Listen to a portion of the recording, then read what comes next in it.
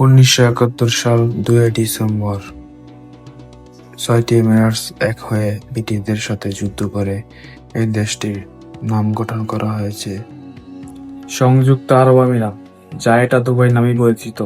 Dubai নামে সবাই চিনে।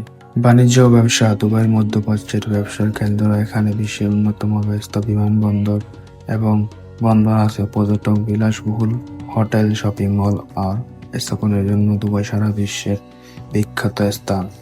এখানে রয়েছে বুর্জ খলিফা, বিশ্বের সবচেয়ে উঁচু ভবন, এবং পাম জুমেরা কৃত্রিম দ্বীপ পাম গাছের আকারে তৈরি, এবং দুবাই মল বিশ্বের অন্যতম বড় শপিং মল, এবং বুর্জ আল আরব বিশ্বের সবচেয়ে বিলাসবহুল 7 তারকা হোটেলের মধ্যে 5 নম্বর, এবং দুবাই ফেরেম শহরের পুরনো ও নতুন দুবাই দেখার জায়গা, এবং রয়েছে ডেজার্ট সাফারি, মরুভূমির সৌন্দর্য উপভোগ করার জনপ্রিয় ট্যুর।